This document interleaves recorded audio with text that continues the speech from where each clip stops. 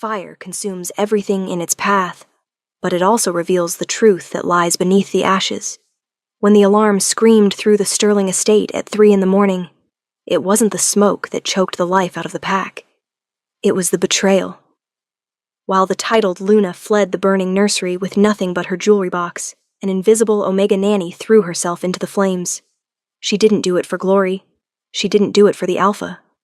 She did it because a mother isn't defined by lineage, but by who she is willing to protect. Tonight, the Alpha King finds out who actually holds the heart of his pack. The rain in Portland usually washed things clean, but on the night of November 14th, it only made the smoke hang lower, pressing against the earth like a bruise. Maya Reed was awake before the alarms triggered. Being an Omega in the Sterling pack meant your instincts were tuned to danger, not because you could fight it, but because you had to survive it.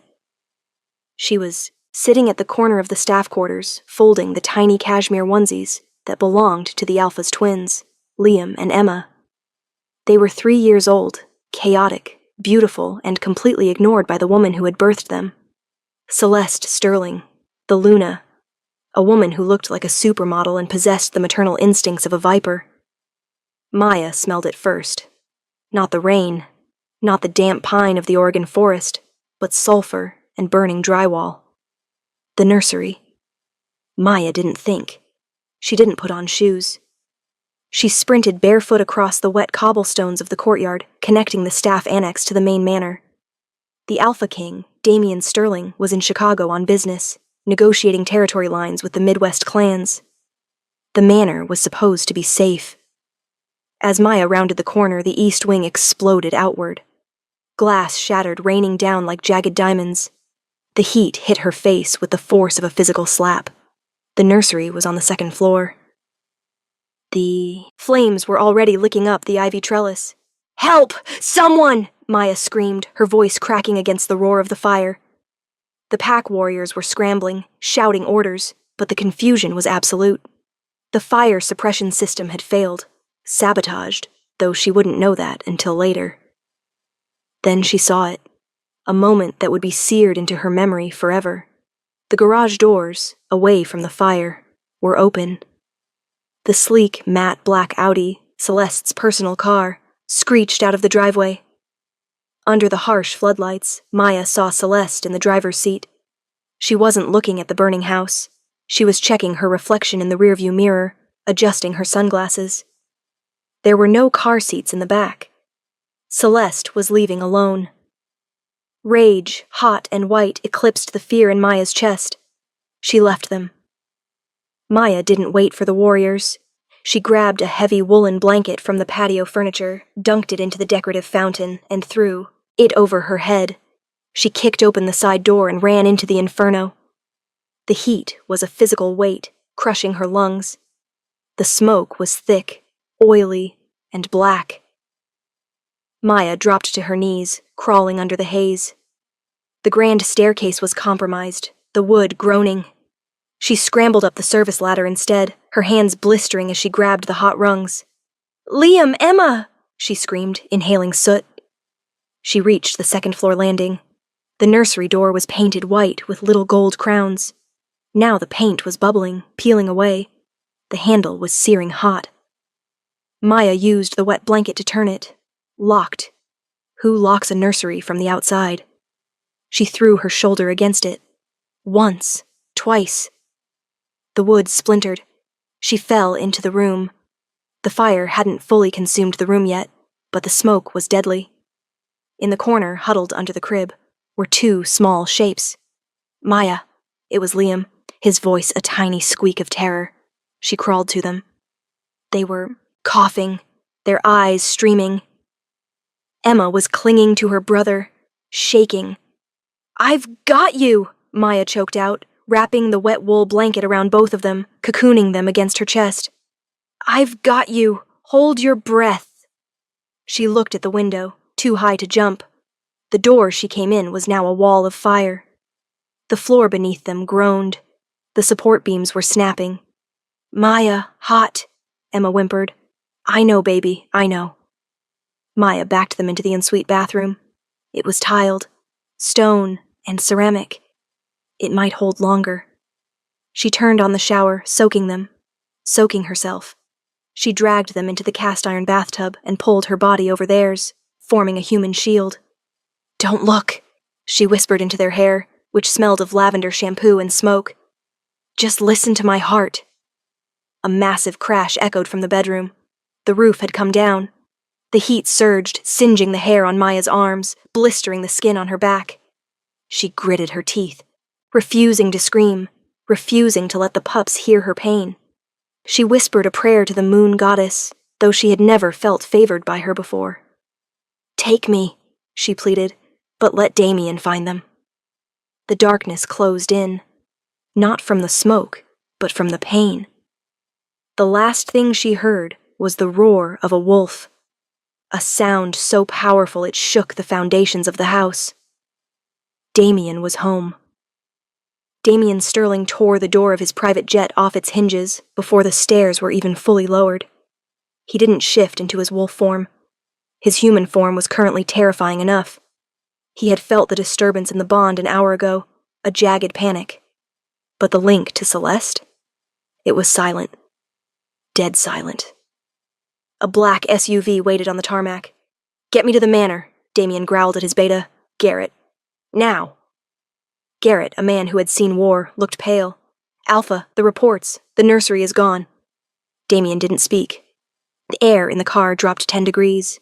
His wolf, a massive blacking beast, was clawing at the back of his mind, demanding retribution. When they arrived, the manor was a skeleton of glowing embers. Fire trucks from 3 counties were spraying foam, but the damage was catastrophic. The rain hissed as it hit the hot stone. Damien burst out of the car. "My children!" His voice was a command that forced the firefighters to pause. "Where are my children?" A frantic shuffling occurred near the ambulances. A figure wrapped in a gold foil blanket emerged. It was Celeste. She looked distressed. Her makeup was smeared, her hair disheveled. But Damien, with his heightened senses, smelled something else. He smelled Chanel No. 5. He smelled adrenaline. But he didn't smell soot. He didn't smell burn cream. "Damien," she ran to him, collapsing into his chest. "Oh God, Damien, I tried to get to them." Damien held her by the shoulders, his grip bruising. He looked into her eyes. They were wide, wet with tears. "Where are they, Celeste? The fire. It was too fast." She sobbed, burying her face in his coat. "The stairs collapsed. I couldn't reach the door. I barely got out." Damien felt his heart stop. The world went gray. "You left them?" "I didn't leave them. I went to get help," she shrieked, playing to the crowd of pack members watching. "I am their mother. Do you think I wanted this?" The grief was a physical blow. Damien fell to his knees, a guttural roar tearing from his throat. The pack lowered their heads. The Alpha King was broken. "Wait!" The shout came from the ruins. A firefighter was waving from the second-floor balcony that had partially survived. "We found something in the tub.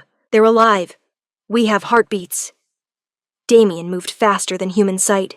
He didn't wait for the ladder. He scaled the trellis, ignoring the heat that still radiated from the stones. He vaulted onto the balcony and shoved past the firefighters. In the bathroom, the porcelain tub was a scorched crater, but inside was a lump of wet, charred wool. Damien's hands shook as he peeled back the layers. There, curled in a ball, were Liam and Emma. They were unconscious, their skin pink and irritated, but they were breathing. They were alive, but they weren't alone. Wrapped around them, her body locked in a rigor of protection, was a girl. Her back was a map of angry red wounds. Her shirt had melted into her skin in places. Her hair was singed off on one side. Damien froze. He recognized the scent even through the charred flesh. Soft vanilla and old books. The nanny. "Is she?" Damien asked, his voice trembling. "Barely," a paramedic said, checking her pulse. "She took the brunt of the heat. She acted as a shield. If she hadn't covered them, their lungs would have been destroyed. She saved them, Alpha." Damien looked at the girl, Maya. He had barely spoken 10 words to her in 2 years. He thought she was just background noise. He reached out, brushing a smudge of ash from her cheek. As his skin touched hers, a jolt of electricity, pure, raw, and undeniable, shot up his arm and slammed into his chest. His wolf howled in his mind. Mate? Damien recoiled, shocked. The bond. It was there, hidden until now. Why now? Because she had risked everything? Or because his wolf finally recognized the quality of her soul? He looked back at the driveway where Celeste was watching from the ground.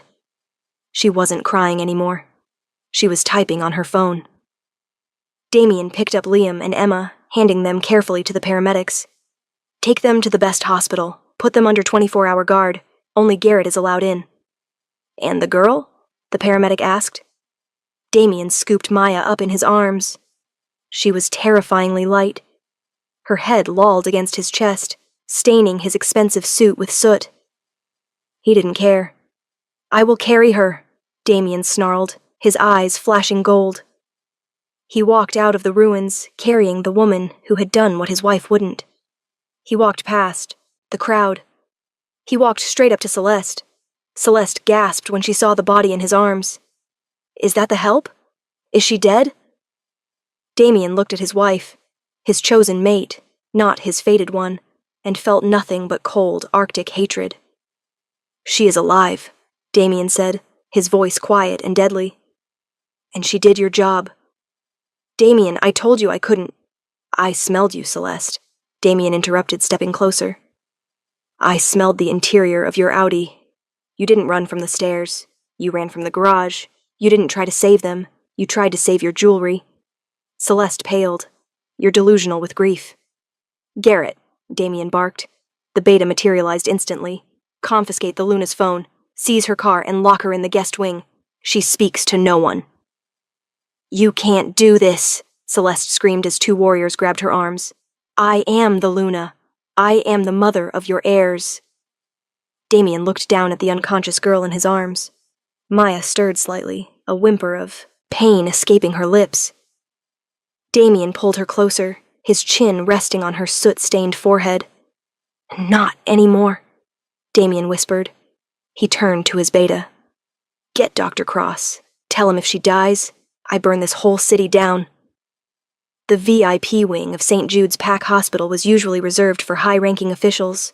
It wasn't meant for nannies, but Damien Sterling had stationed 2 enforcers at the elevator and 1 at the door. Inside, the only sound was the rhythmic beeping of the cardiac monitor and the hiss of the oxygen ventilator.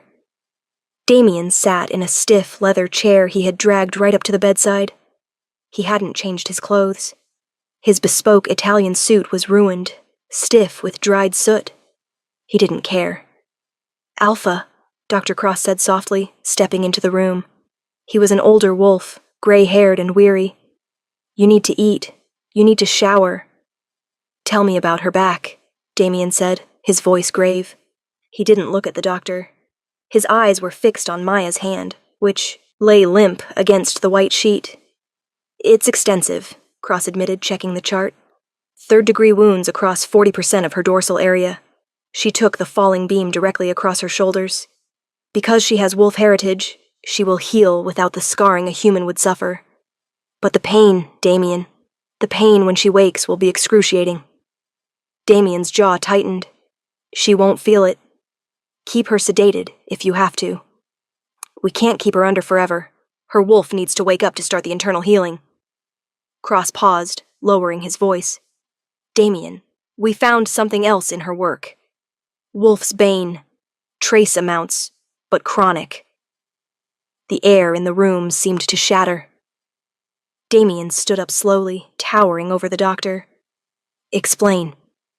It wasn't enough to harm her fatally, Cross said quickly, but enough to suppress her wolf. Enough to make her weak, docile.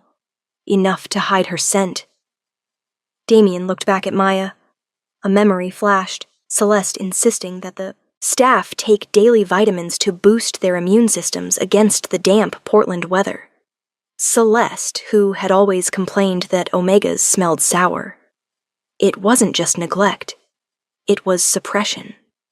Celeste had been poisoning the staff, specifically Maya, to keep them weak.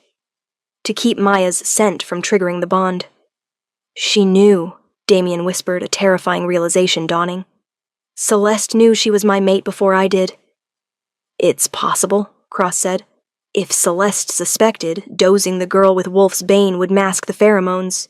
It's an old, dark trick. Illegal for a century. Damien reached out and gently took Maya's hand. It was rough, calloused from scrubbing floors and washing dishes, chores a royal nanny shouldn't have been doing alone.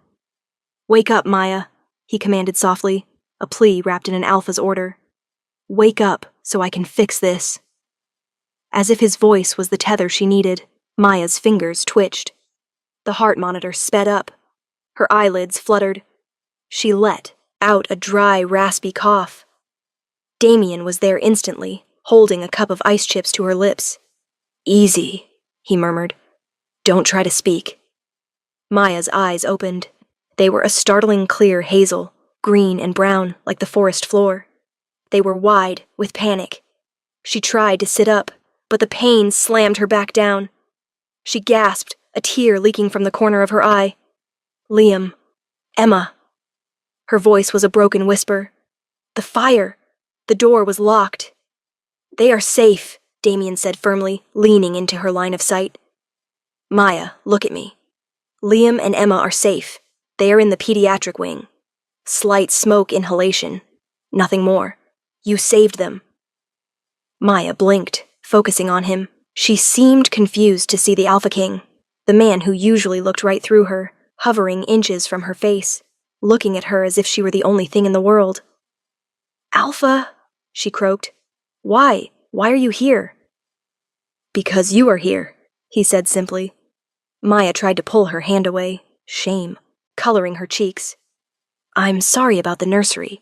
I couldn't save the furniture, the portraits. Damien let out a dark, incredulous laugh. Maya, you think I care about furniture? You saved my bloodline. You walked into fire when their own mother drove away. Maya went still. She left. I saw the car. I thought maybe she went to get the guards, but she had sunglasses on. Damien closed his eyes for a moment, the confirmation settling like a stone in his gut. Rest now. You are safe. No one will hurt you again. I need to get back to work, she mumbled, the drugs pulling her under. The laundry isn't done. You will never do laundry again, Damien vowed, though she was already asleep. You will never lift a finger again unless it is to point at what you want. The door opened behind him. It was Garrett. The beta looked grim. Alpha, we have a problem. Unless the hospital is on fire, get out. It's the press, Garrett said. And the council. Celeste didn't just call a lawyer. She called the Portland Tribune. She's giving an exclusive interview from her holding cell. She's claiming you set the fire to frame her so you could be with your mistress. Damien turned slowly. The gold in his eyes had turned to molten lava. She called Maya my mistress. She's spinning a narrative, and because no one knows about the mate bond yet, it looks bad. She's playing the victim. Garrett paused. She says you're abusive. She says Maya kidnapped the kids and started the fire. That she fled to get the police because she didn't trust your guards. Damien looked at the sleeping girl one last time, then straightened his jacket. The tenderness vanished, replaced by ruthlessness. Watch her, Damien ordered Garrett. If she wakes up, tell her I am handling it. Where are you going? To the press conference, Damien said, cracking his knuckles. Celeste wants a show. I'll give her a finale. The pack hall was buzzing. Reporters from the human world and scribes from the werewolf chronicles were packed into the atrium. Celeste Sterling stood at a podium. Even in custody, she had managed to look immaculate. She wore a white dress, symbolizing innocence, and had clearly applied makeup to look paler, more fragile. I begged him, Celeste was saying into the microphones, tears streaming down her face. I begged Damien to fire that girl. I knew she was unstable. I saw the way she looked at my children. Possessive. Crazy. Last night, I woke up to the smell of smoke. I ran to the nursery, but the door was barricaded. I heard her inside laughing. A collective gasp went through the room. "I drove to the police station," Celeste sobbed. "I didn't trust his private security. They answer only to him. I knew if I stayed, he would kill me too. Damien has wanted to replace me for years. He found a young, impressionable Omega and used her to destroy my family." The flashes of the cameras were blinding. The narrative was taking hold. The evil king and his psycho mistress. "And now," Celeste cried, "he has locked me up. He refuses to let me see my babies. Please, someone help me." Enough. The word wasn't shouted, but it carried the weight of alpha authority. It silenced the room instantly. The double doors at the back of the hall swung open. Damien Sterling walked in. He wasn't wearing a white suit. He was wearing the same ruined clothes from the fire. He looked like a demon rising from hell. He walked down the center aisle. Reporters scrambled out of his way. Celeste faltered. "Damien, I didn't know you were—" Damien climbed the stage. He didn't look at the crowd. He looked at Celeste. Up close, he could smell the fear beneath her perfume. "You claim you went to the police," Damien said, his voice amplified by the microphone he snatched from the stand. "The fire started at 3:12 a.m. Your car left the estate at 3:14 a.m. He pulled a remote from his pocket and clicked. "Yes, it." A large screen behind the podium flickered to life. "This is the GPS data from your Audi," Damien narrated coldly. The map showed the car leaving the estate, but it didn't go to the police station. It didn't go to the fire department. "You drove 6 miles to the scenic overlook on Highway 9, Damien said, stepping closer to her, "and you sat there for 45 minutes. The map showed the car idling. "You sat there and watched the smoke rise," Damien accused, "waiting for the roof to collapse, waiting for your children to die so you wouldn't have to deal with a custody battle." "That's fake," Celeste shrieked. "He forged it." "And this?" Damien clicked the remote again. Audio filled the room. It was a recording from the car's internal system, which recorded automatically when the car idled for more than 10 minutes. Celeste's voice, clear as day. "Pick up, Marcus, pick up. It's done. The fire is huge. There's no way they got out. The nanny is in there too. 2 birds, 1 stone. We're free. Get the offshore accounts ready." The silence in the room was absolute. Even the human reporters who didn't understand pack politics understood murder. Celeste's face went white. She stumbled back. "No, and regarding the unstable Omega, who you claim kidnapped my children," Damien continued, his voice dropping to a dangerous growl. "She is currently in the ICU with 3rd-degree wounds, because she used her own body to shield my son and daughter while you sat on a hill and checked your bank account." Damien turned to the cameras. "Celeste Sterling is stripped of her title, effective immediately. She is no longer Luna. She is a rogue. And by the laws of our kind, the penalty for attempted child murder and treason is exile." Celeste screamed as Garrett and 2 enforcers marched onto the stage. They didn't treat her gently this time. They cuffed her hands behind her back with silver chains. "Marcus will destroy you," Celeste spat as she was dragged away. "You think you've won? You don't even know who he is." Damien watched her go, his face impassive. "I will find him, and I will destroy him too." He stepped off the stage, ignoring the barrage of questions from the press. He had cleared Maya's name, but the mention of Marcus gnawed at him. Celeste was vain and cruel, but she wasn't a mastermind. Someone had pulled her strings. Back at the hospital, Damien found the room empty of nurses. Sitting on the edge of the bed, despite her injuries, was Maya. She had pulled the IV stand with her. She was trying to stand up.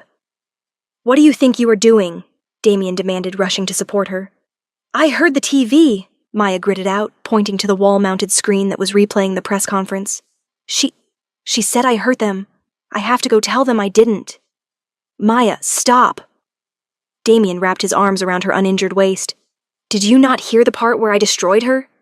Maya looked up at him, her hazel eyes searching his face. "You defended me publicly. Why?" "Because it is the truth." "You played a recording," Maya said softly. She was talking to Marcus. Damien stiffened. "Do you know that name?" Maya hesitated. She looked frightened. I wasn't sure before, but I used to hear her on the phone late at night. She called him Mark. I thought it was her brother. But once, a man came to the service entrance. He said he was a pest control inspector, but he didn't check for pests. He checked the fire alarms. He disabled the sensors in the nursery. Damien felt his wolf surge. What did he look like? Tall, scar above his left eyebrow, ice blue eyes. He smelled like ozone and rot. Damien cursed. Marcus Kane, the alpha of the Shadow Creek Pack. A rival pack that had been contesting the northern borders for a decade. Kane wasn't just a lover. He was a political enemy attempting a coup by wiping out Damien's heirs. He was in my house, Damien growled, and I didn't know. He gave me something, Maya whispered. That day, he gave me a tea bag, said it was from Celeste. Peppermint. I drank it before my shift. The wolf's bane, Damien realized. They drugged you so you wouldn't smell him, so you wouldn't sense the danger. He pulled Maya closer, burying his face in the crook of her neck, careful of the bandages. He inhaled her scent, vanilla, rain, and now the faint healing aroma of the hospital. I failed you, Damien murmured against her skin. I was so busy being a king, I failed to be a protector. Maya's hand came up, hovering hesitantly before resting on the back of his head. Her fingers tangled in his hair. The touch sent shockwaves through both of them. You saved me from the fire, she said. You're here now. Damien pulled back, looking into her eyes. The bond was screaming now, a deafening roar of mate, mate, mate. Maya, he said, his voice rough, there is something you need to know. Something the wolf's bane was hiding from you. What? The reason I found you. The reason I can't leave this room. The reason I want to tear the throat out of anyone who looks at you. He took her hand and placed it over his heart. It was beating like a war drum. You are not just the nanny, Maya. You are my mate. Maya's eyes went wide. She stopped breathing for a second. That's impossible. I'm an Omega with no lineage. You are the Alpha King. The moon goddess does not make mistakes, Damien said intensely. Celeste was a contract. You are my soul. Before she could process this, the door creaked open. 2 small figures in hospital gowns stood there holding hands. Daddy, Liam whispered. Maya, Emma chirped. Damien stepped back, opening his arms. The twins ran past him straight to the bed. They scrambled up carefully as if they instinctively knew she was hurt, and curled up against her legs. We missed you, Liam said, burying his face in the blanket near Maya's knee. Maya looked at the children, then at Damien. Tears welled in her eyes. She wasn't an Omega nanny anymore. She was the center of this fractured, healing family. I missed you too, she whispered. Damien watched them. The picture was perfect, the true queen and her heirs. But outside the window, the storm was picking up. Marcus Kane was out there, and he now knew that his plan had failed. The fire hadn't destroyed the heirs. It had only forged a stronger, deadlier family. War was coming. But this time, Damien wasn't fighting for territory. He was fighting for her. 6 months later, the rebuilt Sterling Manor stood taller and stronger than before, its stone walls reinforced with steel and protective wards. But the real strength of the pack wasn't in the architecture. It was standing on the balcony overlooking a crowd of 3,000 wolves. Maya stood in a gown of deep emerald velvet, the fabric hiding the faint, silvery, fern-like scars on her back, marks that Damien now worshipped as holy scripture. Are you ready? Damien asked, stepping up behind her. He wore his ceremonial alpha regalia, but his hand on her waist was tender, grounding. I'm just a nanny from the staff quarters, Damien, Maya whispered, though her eyes, now permanently tinged with a rare violet hue, shimmered with confidence. No, Damien corrected, turning her to face him. Dr. Cross confirmed it. The spirit wolf lineage didn't die out. It went into hiding. It's a heritage of pure protectors, wolves designed by the goddess to shield the innocent. You didn't just stumble into that fire, Maya. Your soul was built for it. He picked up the Luna's crown. It wasn't the heavy diamond-encrusted tiara Celeste had worn. It was a new piece forged from the melted gold of the old throne and woven with raw iron. Beautiful, but unbreakable. "They aren't bowing to a title," Damien said, placing it upon her head. "They are bowing to the woman who bled for them." He led her to the railing. Below, the roar